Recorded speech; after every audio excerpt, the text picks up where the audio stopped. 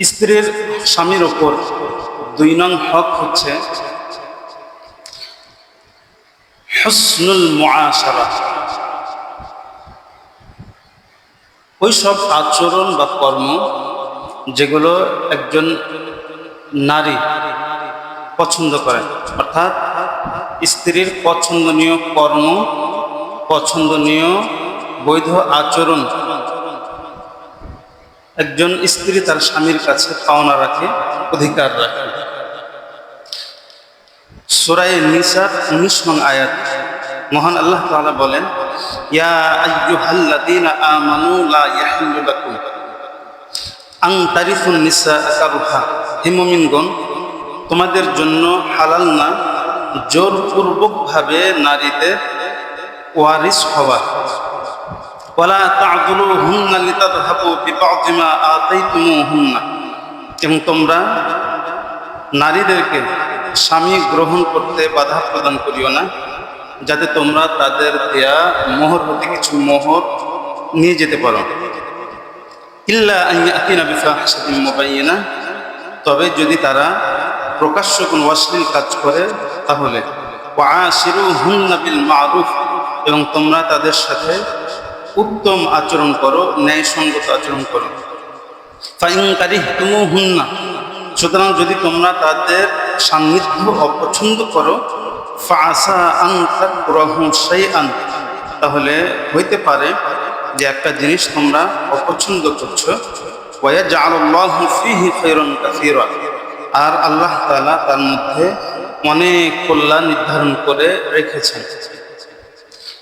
এই আয়াতের মধ্যে মহান আল্লাহ তাআলা তার বান্দাদেরকে ৪ বিধান দিয়েছেন। প্রথম বিধান হলো, আল্লাহ তাআলা বলেন যে ইয়া আইয়ুহাল্লাযীনা আমানু লা ইয়াহিল্লু লাকুম আন তারিসুন নিসা কারহা, মুমিনগণ, তোমরা জোরপূর্বকভাবে নারীদের ওয়ারিস হতে পারবে না। জোরপূর্বকভাবে নারীদের ওয়ারিস হওয়ার কি অর্থ? জাহিলি যুগে কোনো নারীর স্বামী মারা গেলে স্বামীর নিকটতম আত্মীয় স্বজনরা মনে করত ওই নারীর তারাই সবচেয়ে বেশি হকদার। যেহেতু তারা হকদার, তাই অনেক সময় তারা তাকে বিবাহ করত, কিন্তু মোহর দিত না। বলতো যে তার মৃত স্বামীর যে মোহর, সেই মোহরই এই মোহর, বা মোহর দিত কিন্তু মহিলার প্রাপ্য মোহর দিত না, বরং সামথিং একটা মোহর দিত। আর যদি মন না চাইতো তাহলে বিবাহ করতো না, বরং অন্যের সাথে বিবাহ দিত, তবে শর্ত জুড়ে দিত যে তোমার অন্যের সাথে বিবাহ দিব, শর্ত হলো দ্বিতীয় স্বামীর কাছ থেকে যে মোহরটা পাবা সেই মোহরটা আমাকে দিয়ে দিতে হবে। অথবা এই কথা বলতো যে তুমি তোমার স্বামীর কাছ থেকে যেই মিরাস পেয়েছো সেই মিরাস আমাকে দিলে আমি তোমার বিবাহ দেব। যদি মেয়ে রাজি হতো বিবাহ দিত, যদি রাজি না হতো তাহলে বিবাহ দিত না। মৃত্যু পর্যন্ত থাকতো। নারী মারা গেলে ওই নারীর যত সম্পদ, ওই সম্পদের মিরাস হতো তার স্বামীর নিকটতম আত্মীয় স্বজনরা। এই কথাটি আল্লাহ তাআলা বলতেছে যে এই যে নারীদের তোমরা অবৈধভাবে মিরাস করছো, এই মিরাস হওয়াটা এটা জায়েজ নেই। তাহলে প্রথম বিধান পাওয়া গেল যে বিধবা নারীর সম্পদের অবৈধভাবে মিরাস হওয়া যাবে না, বা তাকে বিবাহ করতে বাধা প্রদান করা যাবে না। ১ নং বিধান। ২ নং বিধান, ওয়ালা তা'দুলুহুন্না লিতাযহাবু বিবা'দি মা আতাইতুমুহুন্না ইল্লা আন ইয়াতিনা বিফাহিশাতিন মুবায়্যিনা, স্ত্রীদেরকে অন্য স্বামী গ্রহণ করতে বাধা প্রদান করা, তাকে দেয়া মোহরটি গ্রহণ করার জন্য।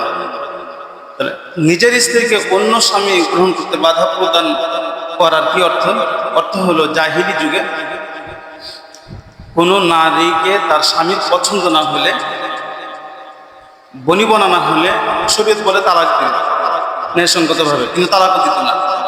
স্ত্রীকে বলতো তালাক দেব না, টর্চার করতো। এই জন্য টর্চার করতো যে আমি তোমাকে যে মোহর দিয়েছি মোহরটা আমাকে ব্যাক দাও, তাহলে তালাক দিব। অথবা তার সম্পত্তি যদি থাকতো তাহলে এরকম বলতো যে ওই সম্পত্তি আমার নামে লিখে দাও। তো আল্লাহ তাআলা বলতেছে যে স্ত্রীদের সাথে বনিবনা না হলে তাকে টর্চার করা তার মোহর নেওয়ার উদ্দেশ্যে বা তার মাল নেওয়ার উদ্দেশ্যে এভাবে টর্চার করা এটা জায়েজ নেই। তবে হ্যাঁ, সে যদি প্রকাশ্যে কোনো অশ্লীল কাজ করে, যেরকম স্বামীর ঘরে থাকা অবস্থায় সে পরকীয়া করছে, অথবা স্বামীর ব্যাপারে সে অশ্লীল কথাবার্তা বলতেছে, স্বামীকে কষ্ট দিচ্ছে, তাহলে স্বামী বলতে পারে যে আমি তালাক দিতে পারি, তবে শর্ত অনুযায়ী আমাকে মাল দাও, মালের বিনিময়ে করে তালাক, এটা বলতে পারে।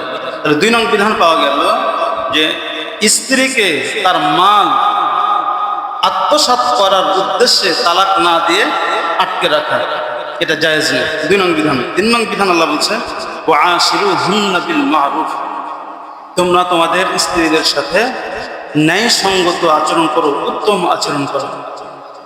4 নং বিধান হলো ফাইন কারিহতুমুহুন্না ফাসা আন তাকরাহু শাইআন ওয়া ইয়াজআলুল্লাহু ফীহি খায়রান কাসীরা।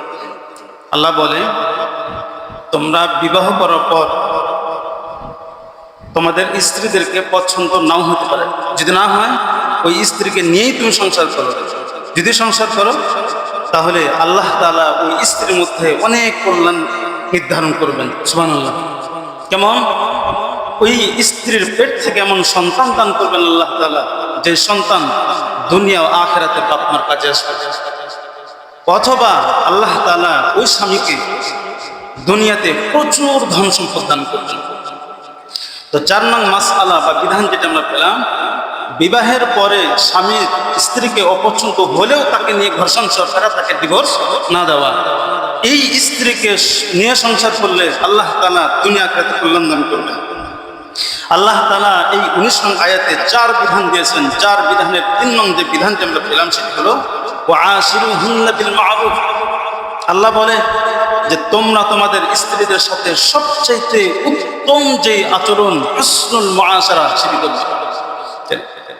স্ত্রী স্বামীর কাছ থেকে উত্তম আচরণ, ভালো আচরণ পাওয়ার হক রাখে, এই আয়াত দ্বারা প্রমাণিত হয়। রাসূল আকরাম সাল্লাল্লাহু আলাইহি ওয়াসাল্লাম তার জীবনে সর্বশেষ যে হজটি করেছিলেন, শরীয়তের পরিভাষায় তাকে বিদায়ী হজ বলে, এই হজটি করেছিলেন 10ম হিজরি জিলহজ মাসে। রাসূল আকরাম সাল্লাল্লাহু আলাইহি ওয়াসাল্লাম এই বিদায়ী হজে 3 জায়গাতে ভাষণ প্রদান করেছিলেন। 1 মসজিদে নামিরাতে, 2 নং জাবালে রহমতে, 3 নং মিনার একটি মসজিদ আছে মসজিদুল খাইফ, এই মসজিদুল খাইফে রাসূল আকরাম সাল্লাল্লাহু আলাইহি ওয়াসাল্লাম মসজিদুল খাইফে যে ভাষণটি দিয়েছিলেন, এটি জিলহজ মাসের 10 তারিখে। এই ভাষণ রাসূলের একাধিক সাহাবী নিজেদের মতন করে বর্ণনা করেছেন। একজন সাহাবীর নাম হলো আমর বিন আল আহওয়াস, হযরত আমর বিন আহওয়াস রাদিয়াল্লাহু তাআলা। আমর বিন আহওয়াস রাদিয়াল্লাহু তাআলা যেই নসিহতগুলো বর্ণনা করেছেন, সেই নসিহতগুলোর সম্বলিত হাদিস ইমাম তিরমিজি তার কিতাব জামিয়া তিরমিজি বা সুনান তিরমিজির মধ্যে বর্ণনা করেছেন। হাদিস নং হলো 3087 নং। আন আমর ইবনে আহওয়াস, হযরত আমর বিন আহওয়াস রাদিয়াল্লাহু তাআলা আনহু বর্ণনা, আন্নাহু শাহিদা হাজ্জাতাল ওয়াদা'i মা রাসূলিল্লাহি সাল্লাল্লাহু আলাইহি ওয়াসাল্লাম, যে তিনি বিদায় হজে রাসূল আকরাম সাল্লাল্লাহু আলাইহি ওয়াসাল্লামের সাথে উপস্থিত ছিলেন। ফাহামিদাল্লাহ, সুতরাং ওই সময় আল্লাহর রাসূল ভাষণ দিতে গিয়ে সর্বপ্রথম আল্লাহ তাআলার হাম পাঠ করেন, ওয়া আথনা আলাইহি, আল্লাহ তাআলার সানা পাঠ করেন, ওয়া যাক্কারা, মানুষদেরকে নসিহত করেন, ওয়া ওয়াআযা, এবং মানুষদের ওয়াজ করেন। সুম্মা ক্বাল, অতঃপর আল্লাহর রাসূল সাহাবায়ে কেরামদের দিকে লক্ষ্য করে বলেন, আইয়ু ইয়াউমিন আহরাম, কোন দিন সবচেয়ে বেশি সম্মানী? আইয়ু ইয়াউমিন আহরাম, দ্বিতীয়বার আবার প্রশ্ন করে বলেন কোন দিন সবচেয়ে বেশি মর্যাদাপূর্ণ? আইয়ু ইয়াউমিন আহরাম, তৃতীয়বার আবার একই প্রশ্ন করেন কোন দিন সবচেয়ে বেশি সম্মানী? ক্বাল, হযরত আমর বিন আল আহওয়াস বলেন, ফাকাল আন-নাস ইয়াউমুল হাজ্জিল আকবার ইয়া রাসূলুল্লাহ। সাহাবায়ে কেরামরা সবাই একসাথে উত্তর দিলেন, হজ্জুল আকবরের দিন হে আল্লাহর রাসূল, অর্থাৎ জিলহজ মাসের 10 তারিখ সবচেয়ে বেশি সম্মানী দিন। ক্বালা, এরপরে আল্লাহর রাসূল বলেন, ফাইন্না দিমাআকুম ওয়া আমওয়ালাকুম ওয়া আ'রাদাকুম আলাইকুম হারাম, তোমাদের একজনের মাল আরেকজনের উপর, একজনের রক্ত আরেকজনের উপর, একজনের ইজ্জত আরেকজনের উপর হারাম। কাহুরমাতি ইয়াউমিকুম হাদা, যেমনি ভাবে তোমাদের উপর এই দিনটিকে হারাম করা হয়েছে, সম্মানী করা হয়েছে। ফি বালাদিকুম হাদা ফি শাহরিকুম হাদা, এই শহর তথা মক্কা নগরী, এই মাস তথা জিলহজ মাসে, অর্থাৎ জিলহজ মাসে মক্কা নগরীতে জিলহজ মাসের 10 তারিখে যেমনি ভাবে হারাম করা হয়েছে, সম্মানী করা হয়েছে, ঠিক তেমনি ভাবে তোমাদের একজনের রক্ত আরেকজনের উপর, একজনের মাল আরেকজনের উপর, একজনের ইজ্জত আরেকজনের উপর হারাম এবং সম্মানী করা হয়েছে। এরপরে আল্লাহর রাসূল সাহাবা ইকরামকে লক্ষ্য করে বেশ কয়েকটি নসিহত করেন।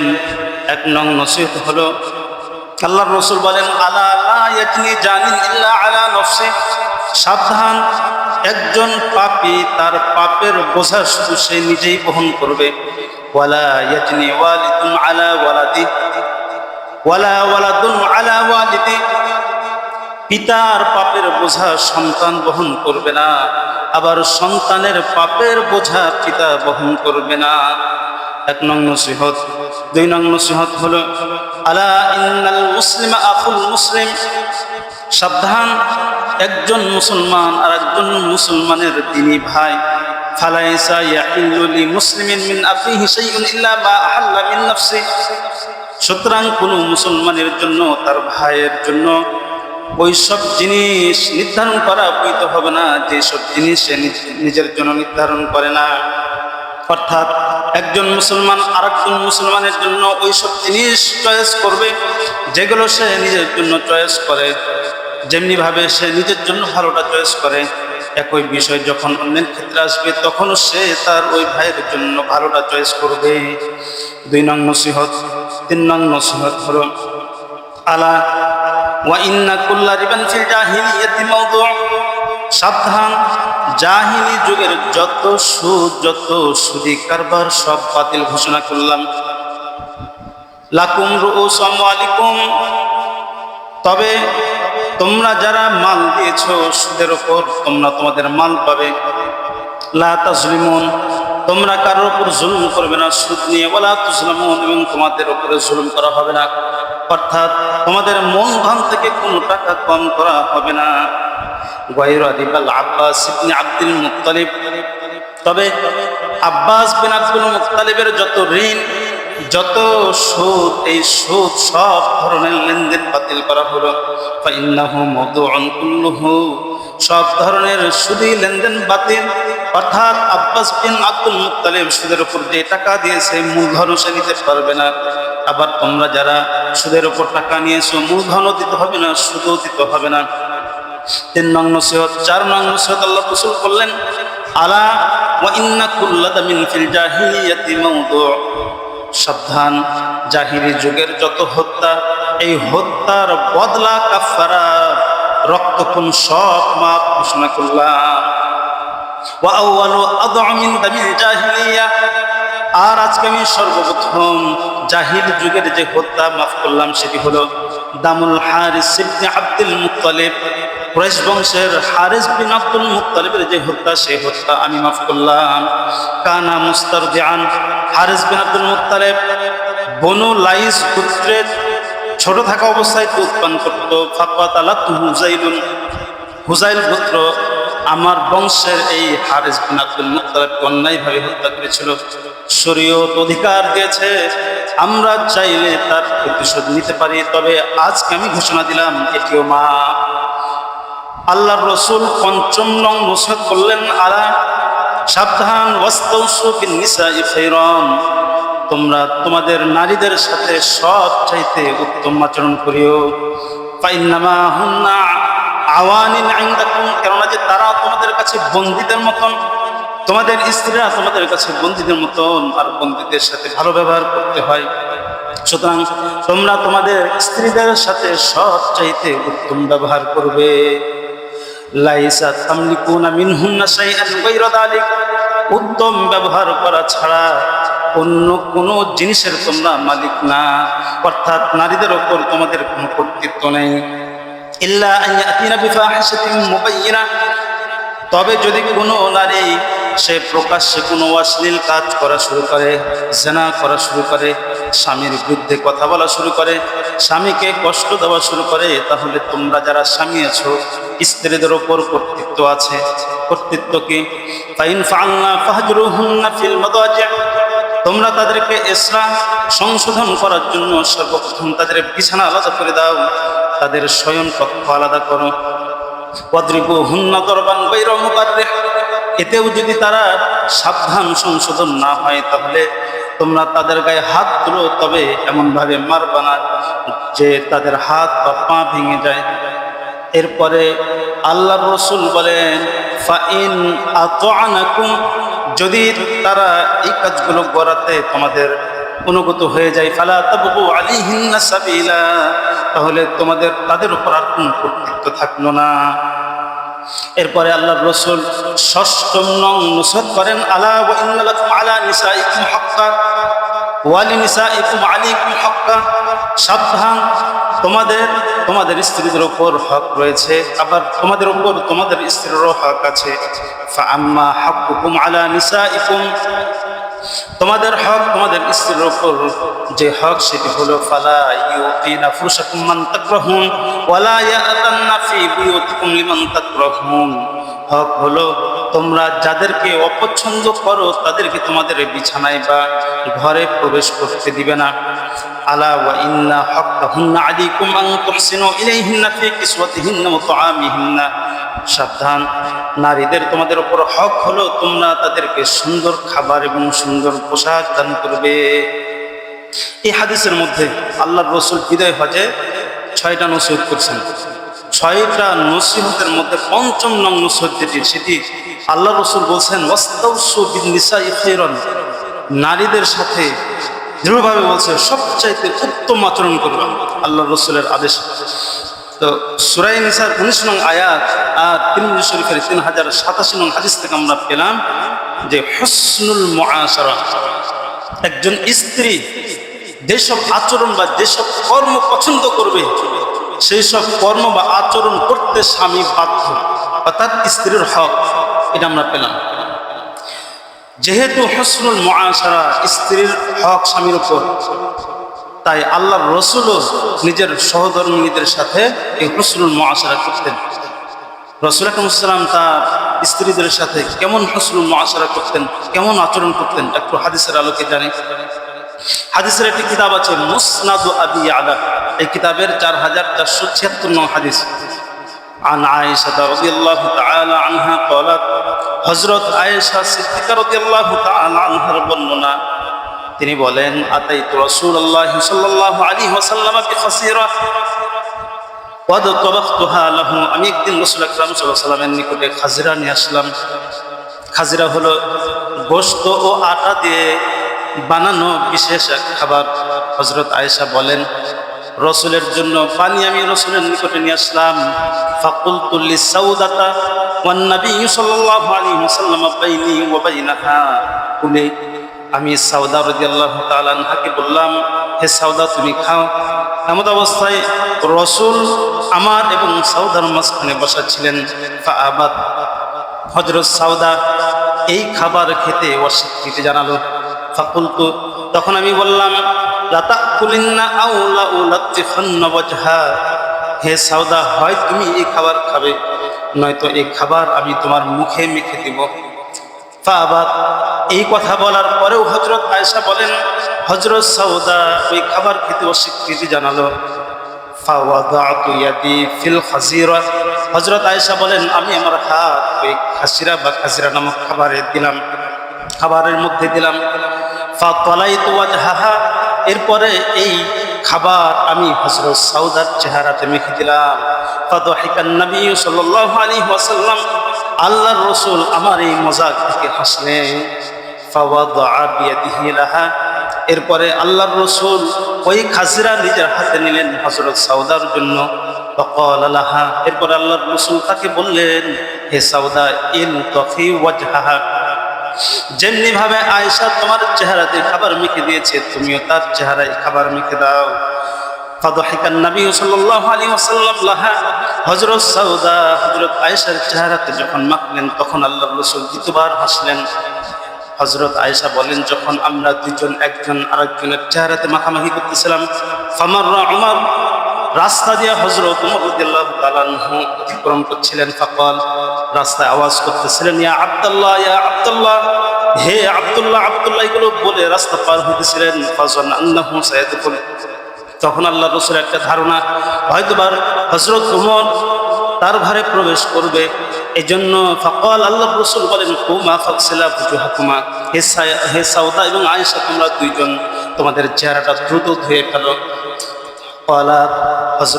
ক্বালাত আয়েশা, তো হযরত আয়েশা বলেন, ফামা জিলতু আহাবু উমর লিহাইবাতি রাসূলিল্লাহ সাল্লাল্লাহু আলাইহি ওয়াসাল্লাম, যেহেতু আল্লাহর রাসূল হযরত উমরকে খুব সম্মান করতেন, তাই আমি যতদিন বেঁচে থাকবো ততদিন হযরত উমরকে সম্মান করে যাব। এই হাদিসের মধ্যে রাসূল আকরাম সাল্লাল্লাহু আলাইহি ওয়াসাল্লাম তার স্ত্রীদের সাথে খুনসুটি করতেন, পাওয়া গেল না? খাবার নিয়ে আসলো আয়েশা, এই খাবার হযরত সাউদাকে আয়েশা খেতে বললেন, খেলেন না। তখন করলো কি, খাবারটা নিয়ে চেহারাতে মেখে দিছে। হযরত সাউদাও নিয়ে চেহারাতে মাখছে। রাসূল এগুলো দেখে হেসেছেন, আবার হযরত সাউদাকে আয়েশার চেহারাতে মাখার জন্য সহযোগিতা করছে। এটা কেন করছে? কারণ স্ত্রীরা এগুলো পছন্দ করে, তাই একটু মজা, একটু খুনসুটি। সুতরাং এই হাদিস থেকে বুঝে আসে যে হুসনুল মুআশারা, যে উত্তম আচরণ, সেগুলোর একটি হলো স্ত্রীর সাথে খুনসুটি করা, একটু মজা তামাশা করা। স্ত্রীর সামনে গাম্ভীর্য হয়ে মুখ ভার করে থাকা, এটা কোনো স্বামীর আলামত হয় না, এটা দাস দাসীদের আচরণ হয়ে যায়। রাসূল আকরাম সাল্লাল্লাহু আলাইহি ওয়াসাল্লাম স্ত্রীদের সাথে খুনসুটি করতেন, আমরা পেলাম হুসনুল মুআশারা। মুসলিম শরীফের 892 নং হাদিস, আন উরওয়াতা ইবনে যুবাইর, হযরত উরওয়া বিন যুবাইর রাহমাতুল্লাহি আলাইহি বলেন, ক্বালাত আয়েশা, তো আমাকে আমার খালা হযরত আয়েশা বলেছেন, আল্লাহি লাকাদ রাআইতু রাসূলুল্লাহি সাল্লাল্লাহু আলাইহি ওয়াসাল্লাম ইয়াকুমু আলা বাবি হুজরাতি, আল্লাহর কসম, আমি রাসূল আকরাম সাল্লাল্লাহু আলাইহি ওয়াসাল্লামকে মাঝে মাঝে আমার কামরার গেটে দাঁড়িয়ে থাকতে দেখতাম।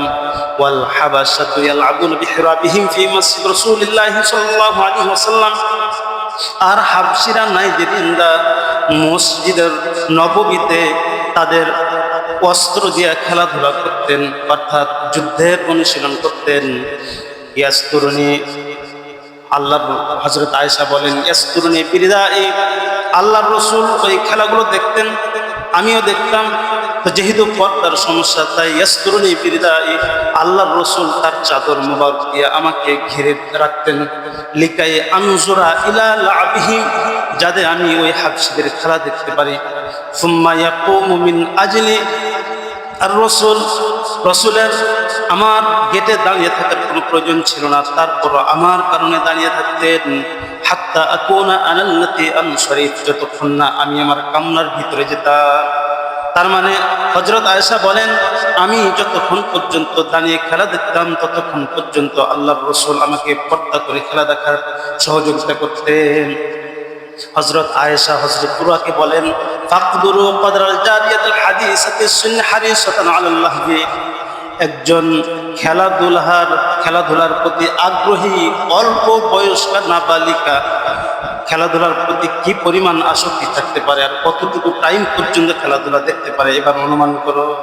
তার মানে আমি খেলাধুলার প্রতি খুব আসক্ত ছিলাম, খেলাধুলা দেখতে আমার খুব ভালো লাগতো, তাই যতক্ষণ পর্যন্ত আমি খেলাধুলা দেখতাম আল্লাহর রাসূল আমার খাতিরে ততক্ষণ পর্যন্ত দাঁড়িয়ে থাকতেন। এই হাদিসের মধ্যে কি পাওয়া গেল? স্ত্রী হযরত আয়েশা রাদিয়াল্লাহু তাআলা আনহা খেলাধুলা দেখতেন, রাসূল ওনাকে সাপোর্ট করে খেলাধুলা দেখাইতেন। সুতরাং বোঝা গেল, খেলাধুলা বা এই জাতীয় কোনো জিনিস যদি স্ত্রী পছন্দ করে, স্বামীর দায়িত্ব স্ত্রীকে পর্দার সহিত সেই খেলাধুলাগুলো দেখানো, তাই না? তাই তো বোঝা গেল হাদিস থেকে। তো স্ত্রীকে মাঝে মাঝে ঘুরতে নিয়ে যাওয়া তার পছন্দের জায়গাতে, এবং পর্দার সহিত শরীর পর্দার সহিত তাকে সেই জায়গাগুলো দর্শন করানো, এটা স্বামীর কর্তব্য। এটাই হচ্ছে হুসনুল মুআশারা। রাসূল সাল্লাল্লাহু আলাইহি ওয়াসাল্লাম নিজে করতেন এগুলো। হাদিসের কিতাব আছে মুসনাদ আহমদ, এই কিতাবের 26,703 নং হাদিস। আন উম্মি সালামা রাদিয়াল্লাহু তাআলা আনহা, হযরত উম্মু সালামা রাদিয়াল্লাহু তাআলা আনহা বলেন, রাসূলের স্ত্রী, বাইনামা আনা মুত্তাজিআতুন মান নবী সাল্লাল্লাহু আলাইহি ওয়াসাল্লাম ফিল খামিলা, একদিন আমি রাসূল আকরাম সাল্লাল্লাহু আলাইহি ওয়াসাল্লামের সাথে এক চাদরে শুয়েছিলাম। ইদ হিবতু, হঠাৎ আমার হায়দের রক্ত আসলো। ফান সালালতু, আমি চুপ করে সেখান থেকে উঠে চলে গেলাম। ফা আখাযতু সিয়াবা হাইদাতি, এরপরে আমি হায়েজের যে বিশেষ কাপড়, এই কাপড় নিলাম। ফাকাল আলী রাসূলুল্লাহ সাল্লাল্লাহু আলাইহি ওয়াসাল্লাম, তখন আল্লাহ রাসূল আমাকে বলে, আনা ফিস্তি, হে আয়েশা, তোমার কি হায়েজ হয়েছে? বলতো না, আমি বললাম হ্যাঁ। তা আমি সংকোচ মনে করছিলাম যে এই অবস্থা আমি রাসূলের পাশে কেমনে শুই। তো ফাদাআনি, আল্লাহর রাসূল আমাকে ডাকলেন, ডেকে নিজের পাশে শোয়ালেন। ফাত্তাজাআতু মাআহু ফিল খামিলা, আমিও রাসূল আকরাম সাল্লাল্লাহু আলাইহি ওয়াসাল্লামের সাথে আবার ওই একই চাদরে হায়েদ অবস্থায় শুয়ে গেলাম। হযরত আয়েশা উম্মু সালামার এই বর্ণনা থেকে কি বোঝা গেল যে একজন স্ত্রীর শরীর ভালো থাকা অবস্থায় একজন স্বামী তার সাথে যে আচরণ করবে, তার শরীর খারাপ হলেও তার সাথে সে আচরণ করবে। সে যখন সুস্থ থাকছে আমি তাকে কাছে টানছি, কিন্তু সে যখন অসুস্থ হচ্ছে বা তার দেহে কোনো নোংরা জিনিস থাকছে তখন আমি তাকে দূরে সরাইলাম, নাক ছিটকালাম। এটা কিন্তু হইল না হুসনুল মুআশারা, হইল না। হুসনুল মুআশারা হলো স্বামী স্ত্রীর সম্পর্ক সব সময় একরকম থাকবে। হযরত উম্মু সালামা এই হাদিসের শেষের দিকে বলতেছে, ওয়াকানাত হিয়া ওয়া রাসূলুল্লাহ সাল্লাল্লাহু আলাইহি ওয়াসাল্লাম ইয়াগতাসিলানি মিনাল ইনাইল ওয়াহিদ ফিল জানাবা। হযরত উম্মু সালামা বলেন, আমি এবং রাসূল একসাথে ফরজ গোসল করতাম এক পাত্র থেকে পানি নিয়ে। এর থেকেও বুঝে আসে যে হুসনুল মুআশারা এটাও একটি, যে স্বামী স্ত্রী পরস্পর একসাথে মাঝে মাঝে কি করা, এক বাথরুমে গোসল করা। এর থেকে বোঝা গেল। হযরত উম্মু সালামা আবার বলছে যে ওয়াকানা রাসূলুল্লাহ সাল্লাল্লাহু আলাইহি ওয়াসাল্লাম ইউকাব্বিলুহা ওয়া হুয়া সাঈম, রাসূল আকরাম সাল্লাল্লাহু আলাইহি ওয়াসাল্লাম তাকে মাঝে মাঝে চুম্বন করতেন রোজা থাকা অবস্থায়। তার মানে হুসনুল মুআশারা এটাও একটি, যে একজন স্বামী তার স্ত্রীকে চুম্বন করবে। যখন শুধু শারীরিক মিলন করবে, সহবাস করবে, তখন স্ত্রীকে আদর করবে, বিষয় এরকম না। এমনি স্বাভাবিক যখন অবস্থা থাকে মাঝে মাঝে স্ত্রীকে জড়িয়ে ধরা, চুম্বন করা, আলিঙ্গন করা, এটাও একটু হুসনুল মুআশারা, কারণ এই ধরনের আচরণ স্ত্রী পছন্দ করে। এই হাদিস থেকে আমরা আরও 3টি হুসনুল মুআশারা পেলাম। কি? যে স্ত্রীর ভালো অবস্থায় যেরকম তার সাথে আচরণ হবে, অসুস্থ থাকা অবস্থায় তার সাথে সেরকম আচরণ হবে। স্বামী স্ত্রী একসাথে গোসল করবে, স্বামী মাঝে মাঝে স্ত্রীকে জড়িয়ে আলিঙ্গন করবে, চুম্বন করবে, এটাই হচ্ছে হুসনুল মুআশারা, কেননা যে স্ত্রী সব আচরণ পছন্দ করে। বুখারী শরীফের 1119 নং হাদিস, আন আয়েশা রাদিয়াল্লাহু তাআলা আনহা, হযরত আয়েশা সিদ্দিকা রাদিয়াল্লাহু তাআলা আনহার বর্ণনা, আন্না রাসূলুল্লাহ সাল্লাল্লাহু আলাইহি ওয়াসাল্লাম কানা ইসাল্লি জালিসান, আল্লাহর রাসূল রাত্রে বেলা যে নফল নামাজ পড়তেন, এই নফল নামাজ বসে বসে পড়তেন। ফায়াকরা ওয়া হুয়া জালিসুন, আল্লাহর রাসূল নামাজের মধ্যে কিরাত শুরু করতেন সর্বপ্রথম বসে। ফাইদা বাকিয়া মিন কিরাআতিহি নাহফুম মিন 30 আও ক্বালা 40 আয়াত, যখন আল্লাহর রাসূলের কিরাতের মধ্যে থেকে 30 বা 40 আয়াত অবশিষ্ট থাকতো, ওয়ামা আল্লাহর রাসূল দাঁড়িয়ে যেতেন। নামাজ শুরু করতেন বসে, এরপরে দাঁড়িয়ে যেতেন। দাঁড়ায় গিয়ে ফাকরাআহা ওয়া হুয়া ইয়াকুম, আল্লাহর রাসূল দাঁড়িয়ে সেই 30-40 আয়াত পড়তেন। সুম্মা ইয়ারকাউ, এরপর আল্লাহর রাসূল রুকু করতেন, সুম্মা সাজদা, সিজদা করতেন। প্রথম রাকাত শেষ। হযরত আয়েশা বলেন, ইয়াফআলু ফির রাকাতি থানিয়াতি মিথলা যালিক, আল্লাহর রাসূল দ্বিতীয় রাকাতও সেম কাজ করতেন। অর্থাৎ প্রথমে কিরাত শুরু করতেন বসে, তারপরে দাঁড়িয়ে তিলাওয়াত করতেন। তো ফাইদা কদা সালাতাহু, আল্লাহর রাসূল যখন নামাজ শেষ করতেন নজরা আমার দিকে তাকাইতেন। ফাইন কুনতু ইয়াকদা তাহাদ্দাস মাই, আমি যদি জাগ্রত থাকতাম আল্লাহর রাসূল আমার পাশে শুয়ে আমার সাথে কথা বলতেন। ওয়া ইন কুনতু নাইমাতান ইত্তাজা, আর যদি আমি ঘুমিয়ে যেতাম তাহলে আল্লাহর রাসূল আমাকে ডিস্টার্ব না দিয়ে ঘুমিয়ে যেতেন। এই হাদিস থেকে কি পাওয়া গেল? স্বামী যখন রাত্রেবেলা স্ত্রীর সাথে শুবে, শুধু শারীরিক মিলন করার সময় কথা বলে বিষয়টা এরকম না, বরং স্ত্রীর পাশে শুয়ে স্ত্রীর সাথে খুব ভালো কথাবার্তা বলা, তার অবস্থা জিজ্ঞেস করা, কেমন আছো, কোনো অসুবিধা হচ্ছে কিনা, এই কথাগুলো স্ত্রীকে জিজ্ঞেস করা। আমরা যারা স্বামী আছে আমাদের অধিকাংশদেরই অভ্যাস এরকম, দিনের বেলা কাজ করে আসে, রাত্রেবেলা খেয়ে একদিকে মুখ করে শুয়ে যায়, স্ত্রীর কথা আমরা শুনি না। এগুলো কিন্তু হুসনুল মুআশারা হলো না। আপনার স্ত্রীর যে হক, এই হক আপনি নষ্ট করলেন। স্ত্রীর পাশে একটু বসেন, একটু শোন, কথাগুলো বলেন যে দিনের বেলায় তোমাকে সময় দিতে পারি না, আমি অনেক কাজে ব্যস্ত থাকি, কোনো সমস্যা আছে কিনা একটু কষ্ট করো, হ্যাঁ একটু বুঝানো। আমার মা তোমার সাথে খারাপ ব্যবহার করে, তোমার বাপ খারাপ ব্যবহার করে, পরিবারের লোকজনেরা খারাপ ব্যবহার করে, ধৈর্য ধারণ করো, আল্লাহ ভালো করবে, আমি তোমার পক্ষে আছি। এই কথাগুলো স্ত্রীকে একটু বলা। আমরা স্বামীরা এগুলো করি না। যারা এগুলো করে না, হুসনুল মুআশারা, স্ত্রীর উত্তম চরিত্রের হক যে এইটা আপনি নষ্ট করতেছেন। হাদিসের একটা কিতাব আছে মুসনাদ আহমদ, এই কিতাবের 25,341 নং হাদিস। হযরত আয়েশা সিদ্দিকা রাদিয়াল্লাহু তাআলা আনহা বলেন, কানা রাসূলুল্লাহ সাল্লাল্লাহু আলাইহি ওয়াসাল্লাম ইয়াহসিবুনা আলা, আল্লাহর রাসূল নিজের জুতা নিজে সেলাই করতেন, নিজের জুতা নিজে ঠিক করতেন। ওয়া ইয়াখিতু সাওবা, এবং নিজের কাপড় নিজে সেলাই করতেন। আমরা কি করি, যখন আমাদের জুতাটা খারাপ হয় আমরা আমাদের আহলিদেরকে বলি জুতাটা ঠিক করে দাও, কাপড়টা নষ্ট হয়ে গেলে বলি কাপড়টা সেলাই করে দাও। আল্লাহর রাসূল নিজে নিজের জুতা ঠিক করতেন, নিজের কাপড় নিজে সেলাই করতেন। এরপর আয়েশা সিদ্দিকা রাদিয়াল্লাহু আনহা বলেন, ওয়া ইয়ামালু ফি বাইতিহি কামা কানা ইয়ামালু আহাদুকুম ফি বাইতিহি, আল্লাহর রাসূল ঘরে ওই সব কাজগুলো করতেন নিজে নিজে, যে কাজগুলো তোমরা সাধারণ মানুষরা করো। এই হাদিস থেকে বোঝা যায় যে যে কাজ স্ত্রীকে করানো যায় সেটি নিজে নিজে করা উত্তম। এটি হচ্ছে হুসনুল মুআশারা। ইমাম বুখারীর লিখিত একটি কিতাব আছে আল আদাবুল মুফরাদ, এই কিতাবের 541 নং হাদিস। আন আয়েশাতা আন্নাহা সুইলাত, হযরত আয়েশাকে একবার জিজ্ঞেস করা হলো, মা কানা রাসূলুল্লাহ সাল্লাল্লাহু আলাইহি ওয়াসাল্লাম ইয়ামালু ফি বাইতিহি, আল্লাহর রাসূল নিজের ঘরে কি কাজ করতেন যখন ঘরে থাকতেন? ক্বালা, হযরত আয়েশা বলেন, কানা বাশারাম মিনাল বাশার, আল্লাহর রাসূল তো তোমাদের মতন সাধারণ একজন মানুষ, কর্ম সাধারণ মানুষের মতন। কেমন? ইয়াফলি সাওবা, আল্লাহর রাসূল নিজের কাপড় নিজে পরিষ্কার করতেন। সুবহানাল্লাহ। ওয়া ইয়াহলুবু শাতা, আল্লাহর রাসূল বকরির যে দুধ দহন করতেন নিজে নিজে দহন করতেন, মানুষকে ডাকতেন না। এই হাদিস থেকেও বুঝে আসে যে নিজের কাজ নিজে করা এটা একটি হুসনুল মুআশারা, যেগুলো স্ত্রীকে করানো যায় এগুলো নিজে নিজে করা। বুখারী শরীফের 676 নং হাদিস, হযরত আয়েশা সিদ্দিকা আনিল আসওয়াদ ইবনে ইয়াজিদ, একজন তাবী আসওয়াদ বিন ইয়াজিদ, ইনি বলেন যে সাআলতু আয়েশা, আমি হযরত আয়েশা সিদ্দিকা রাদিয়াল্লাহু তাআলা আনহাকে একদিন প্রশ্ন করলাম, মা কানা নবী সাল্লাল্লাহু আলাইহি ওয়াসাল্লাম ইয়াসনাউ ফি বাইতিহি, আল্লাহর রাসূল ঘরে থাকা অবস্থায় কি কাজ করতেন?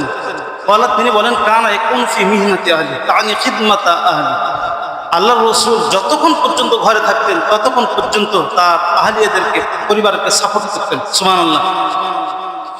ফাইদা হাদারাস সালাত খারাজা ইলাস সালাত, যখন নামাজের সময় হতো রাসূল নামাজে বের হয়ে যেতেন। এই যে আমি শেষে 3 হাদিস বললাম, মুসনাদ আহমদের 25,341 নং হাদিস, আল আদাবুল মুফরাদের 541 নং হাদিস, আর বুখারী শরীফের 676 নং হাদিস, এই 3 হাদিস থেকে পাওয়া যায় যে রাসূল যে কাজ স্ত্রীকে করাইতে পারতেন করাইতেন না, বরং স্ত্রীকে সাপোর্ট করে নিজের কাজ নিজে করতেন। শুধু তাই না, স্ত্রীরও যে কাজগুলো আসলো এগুলো আল্লাহ রাসূল হেল্প করতেন, তাই পাওয়া গেল না। সুতরাং এটি হচ্ছে হুসনুল মুআশারা। হুসনুল মুআশারা মানে আমি কি বললাম, যে স্ত্রী যেসব আচরণ যেসব কর্ম পছন্দ করে স্বামী সেগুলো করতে বাধ্য। এটা স্ত্রী স্বামীর কাছ থেকে হক রাখে, যেমনিভাবে কাপড় চোপড় টাকা পয়সা স্বামীর উপর হক রাখে, এটাও কিন্তু একটা হক রাখে। আমরা কয়জন হুসনুল মুআশারা করি স্ত্রীর সাথে? আমরা যারা স্বামী আছি আমরা মনে করি কি ইনকাম করে তোর ভরণ পোষণ দে, তুই দাসীর মতন থাকবি। আমরা স্বামীরা স্ত্রীদের সাথে অনেক কি অধিকাংশরাই চওড়াভাবে কথা বলি, এটা বোঝাই তুই আমার বাড়িতে আছিস, আমার মন মতন চলবে। বলেন এগুলো করেন না আপনারা? এখানে অনেক মানুষ একটু বিবাহিত আছে যারা স্ত্রীর সাথে আচরণ করেন, যারা এগুলো আচরণ করেন অনেক খারাপ, স্ত্রীর হক নষ্ট করছেন। স্ত্রী আপনার দাসী না, স্ত্রী আল্লাহর দেওয়া আপনার শ্রেষ্ঠ নিয়ামত। আপনি ভরণ পোষণ দিতে বাধ্য, আপনি তার সাথে ভালো আচরণ করতে বাধ্য, এটা আল্লাহ তাআলার বিধান। স্বামী স্ত্রী একজন আরেকজনের পোশাক, আল্লাহ বলছে স্ত্রী স্বামীর পোশাক, স্বামী স্ত্রীর পোশাক। হ্যাঁ, এর কোনো দাসী না। আল্লাহ কড়া ভাবে বলছে, আল্লাহ রসুল আবার বিদায় হচ্ছে কড়া ভাবে বলছে, এরা স্ত্রীর সাথে উত্তম আচরণ করতে হবে। আমরা স্ত্রীদের কথা অনেক সময় শুনি না, খারাপ আচরণ করি। একটু যদি কথা বলতে চাই তাহলে আমরা ধমক দিয়া দাবাইয়া দিই। আমরা স্ত্রীদের গায়ে অকারণে হাত তুলি। আপনি বুঝান যে আমি বাইরে কত কষ্ট করে কাজ করি, ওই আপনার স্ত্রী তো বাসাতে কাজ করে, আপনার সন্তান সামলায়, এ আপনার খাবার রান্না বান্না করে দেয়, বাপ মার খেদমত করে, আত্মীয় স্বজনের খেদমত করে। এই কাজগুলো কি কাজ না? আপনি একটা মানুষ বাইরে কাজ করছেন, একটা কাজ করছেন, আর আপনার ওয়াইফ আপনার বাসাতে থেকে 10 জনকে সামলাইতেছেন, আর এই স্ত্রীর সাথে খারাপ আচরণ করছেন।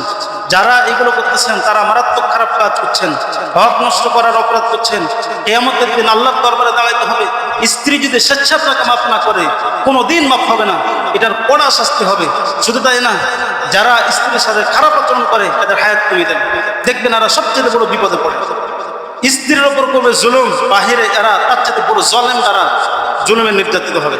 দেখবেন যারা স্ত্রীর সাথে খারাপ ব্যবহার করে, বাহিরে মানুষের খারাপ আচরণের শিকার হয়। এগুলো আল্লাহর গজব, এই জন্য ভয় করবেন।